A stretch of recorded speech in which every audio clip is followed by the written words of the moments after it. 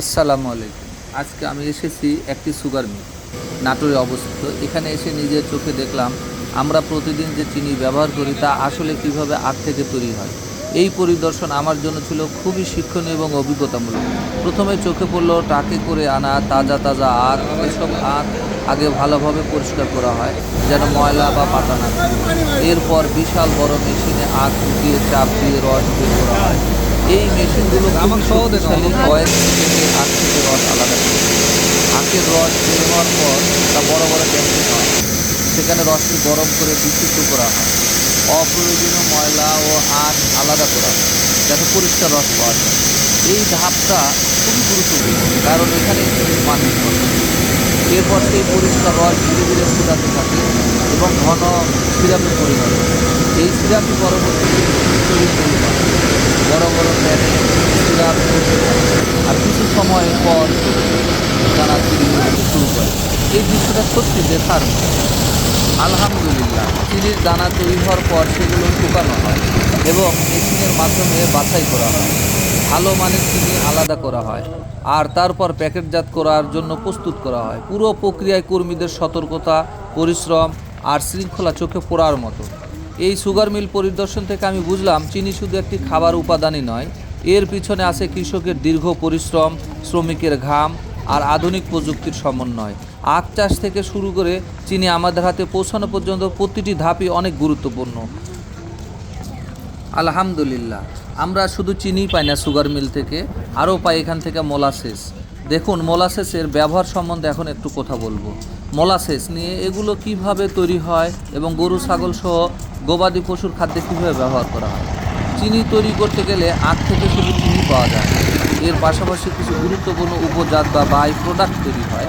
এই বাই প্রোডাক্টগুলো একেবারে অপচয় নয়, বরং কৃষি ও পশুপালনে এগুলো রয়েছে বিশাল ভূমিকা। প্রথমেই বলি যে মোলাসেস, আখ হলো আখ থেকে রস বের করার পরে যে শুকনো আঁশ বা খোসা অংশটি বেঁচে থাকে। চিনি কলের ভেতরে বিশাল মেশিন আখ চাষ দিয়ে রস বের করার পর এই বাগেস আলাদা করা হয়। অনেকেই একে শুধু বর্জ্য মনে করে, কিন্তু বাস্তবে এটি একটি মূল্যবান সম্পদ। সাধারণত চিনি কলেই জ্বালানি হিসেবে ব্যবহার করা হয়, কিন্তু উৎপাদন বা বয়লার চালানোর জন্য। তবে এর আরেকটি গুরুত্বপূর্ণ ব্যবহার হলো গবাদি পশুর খাদ্য হিসেবে। যে শুকিয়ে বা প্রক্রিয়াজাত করে গরুর খাদ্যের সাথে মেশানো হয়। এতে আঁশের পরিমাণও বেশি থাকায় গরুর হজম শক্তি বাড়ে এবং পাকস্থলীর কার্যক্ষমতা ঠিক থাকে। অনেক খামারই এই মোলাসেসের সাথে খড়, ভুসি, লবণ মিশিয়ে ব্যালেন্স তৈরি করে ফিড করেন।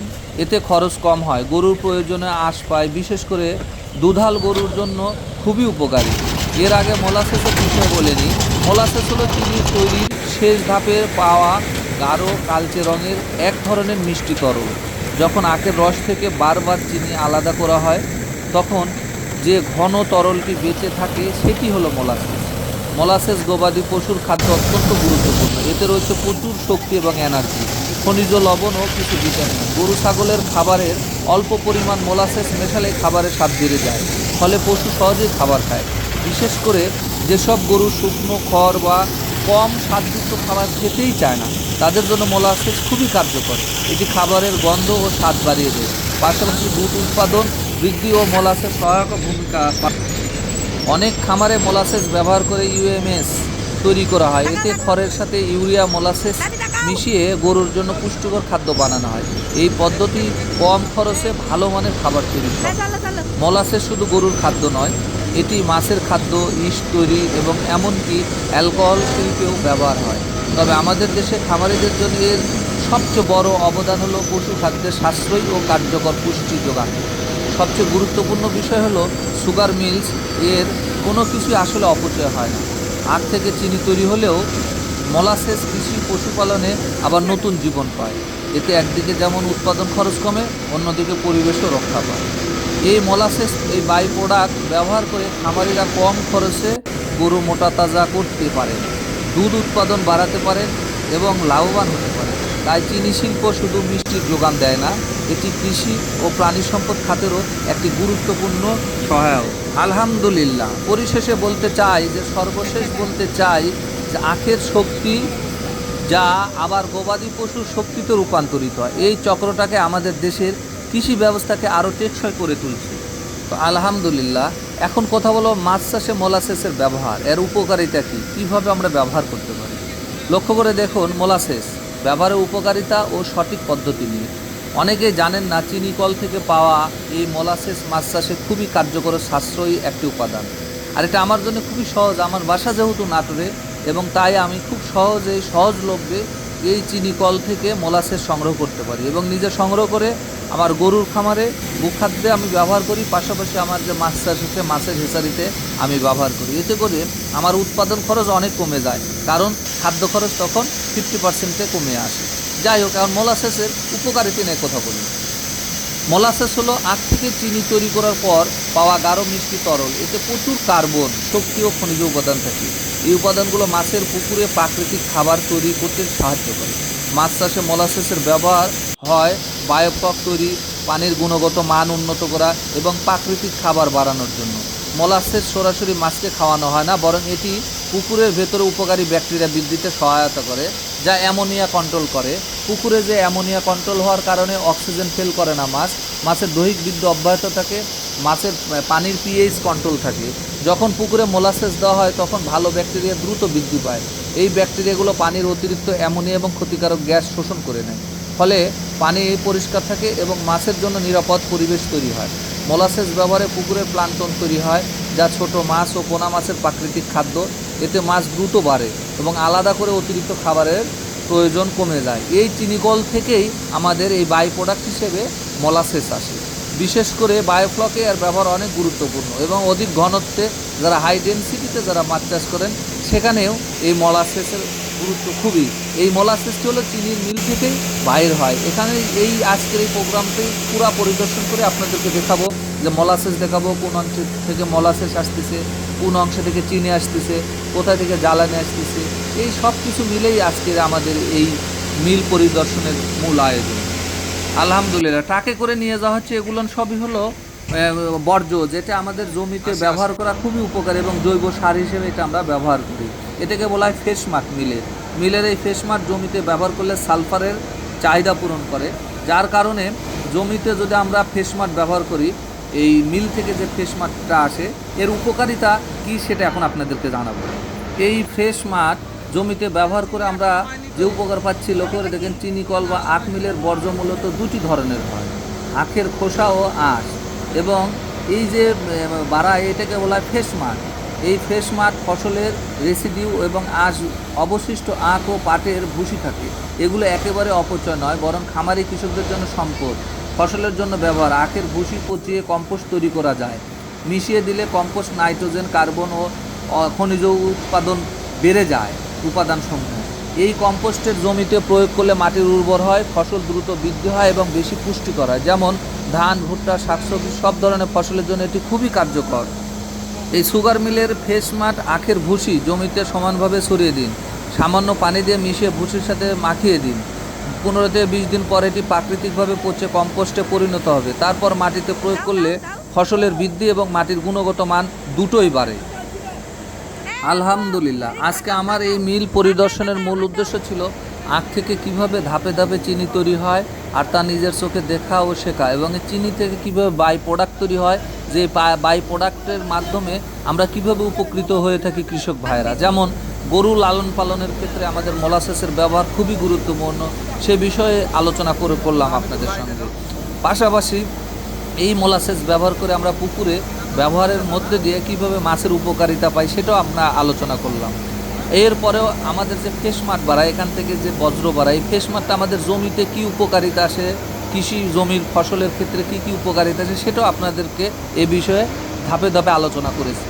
এই সব কিছু মিলেই আজকের এই পরিদর্শনটাই ছিল মূল লক্ষ্য উদ্দেশ্য, যে কীভাবে আমাদের আখ থেকে চিনি তৈরি হচ্ছে, চিনি থেকে বাই প্রোডাক্ট হচ্ছে, বাই প্রোডাক্ট থেকে আমরা কৃষকরা কীভাবে প্রতিনিয়ত লাভবান হচ্ছি। তাই সুগার মিল একটি খুবই সম্ভাবনাময় এবং গুরুত্বপূর্ণ একটি কৃষকদের জন্য, এটি একটি আমাদের জন্য আশীর্বাদ স্বরূপ আমি মনে করি। ইনশাআল্লাহ এর মধ্যে দিয়ে আমাদের কৃষকদের আসবে পরিবর্তন। চিনি কলের ভিতরে ঢুকতে চোখে পড়ল বিশাল বিশাল মেশিন, লক্ষ্য করে দেখেন। কর্মীদের ব্যস্ততা আর আখের গন্ধে ভরা পরিবেশ, প্রথম ধাপে আখগুলো ট্রাকে করে কলের ভিতরে আনা হয়েছিল। এরপর সেগুলো ভালোভাবে পরিষ্কার করে বড় মেশিনে চাপ দিয়ে যখন আখের রস বের হয়, এই অংশটা দেখে বুঝলাম চিনি তৈরির পেছনে কত পরিশ্রম আর প্রযুক্তি কাজ করে। এরপর আখের রস বড় ট্যাঙ্কে নেওয়া হয়, সব কিছু আপনাদেরকে দেখানো হচ্ছে এবং দেখাচ্ছি, এবং আমি নিজেও দেখতেছি এবং উপভোগ করতেছি।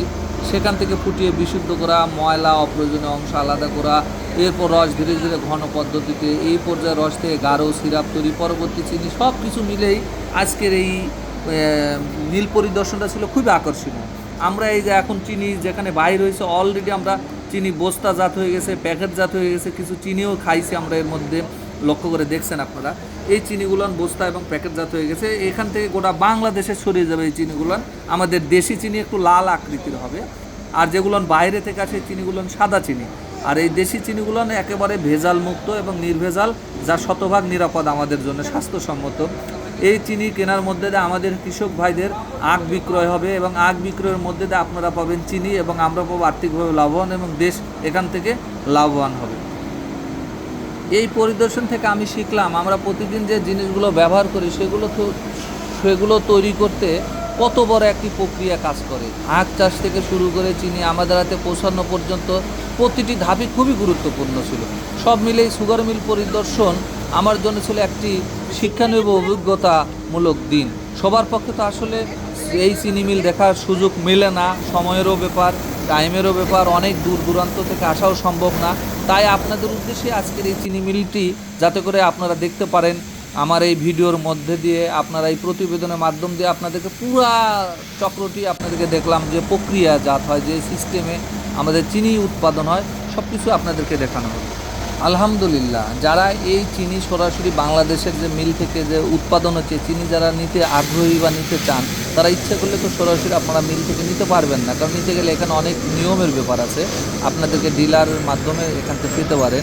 কিন্তু যেহেতু আমি নিজেই একজন কৃষক এবং আমরা এখানে নিয়মিত এই সুগার মিলে আখ দিয়ে থাকি, যার কারণে আমরা চিনির টুকন পাই। টুকন মানে আমরা আখের বিনিময়ে আমরা টাকাও নিতে পারি, চিনিও নিতে পারি। এটা আমাদের জন্য একটি সুযোগ আছে, ইচ্ছে করলে কেউ এটা নেওয়ার কোনো সুযোগ নেই অন্য জায়গা থেকে, যার কারণে আমরা এই কুপনের মাধ্যমে আমরা চিনি এখান থেকে সরবরাহ করে থাকি, এবং এই চিনি আমরা নিজের পরিবারের চাহিদা মেটানোর পরে গোটা দেশে এটা আমরা ছড়িয়ে দিই।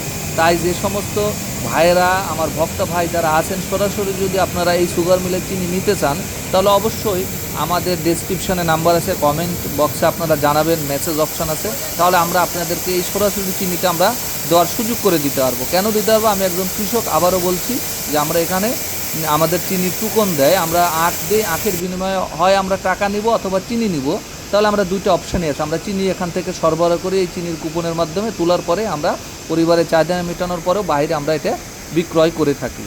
তাই আপনারা যারা শুধু চিনি নয়, পাশাপাশি বলবো যারা মোলাসেস নেবেন, আমরা যেহেতু এখানে আখ দিয়ে থাকি, সরাসরি মোলাসেস এখানে বিক্রি হয় না, এখানে টেন্ডারের মাধ্যমে বিভিন্ন অপশান আছে, টিসিবির মাধ্যমে, অন্যান্য প্রক্রিয়ার মাধ্যমে যায়। আর আমরা যেহেতু নিজেরাই ভক্তা, আমাদের নিজস্ব যে চিনির টুকন আছে, টুকনের মাধ্যমে আমরা টাকা না নিয়ে সেখান থেকে আমরা বাই প্রোডাক্ট হিসেবে, যেমন সুগার মিলের যে মোলাসেস বা লালিটা আমরা এখান থেকে উত্তোলন করি বা সংগ্রহ করি, যা আমাদের জমিতে আমরা ব্যবহার করি, আমরা মাছের ক্ষেত্রে ব্যবহার করি, আমরা গরুর খামারে ব্যবহার করি।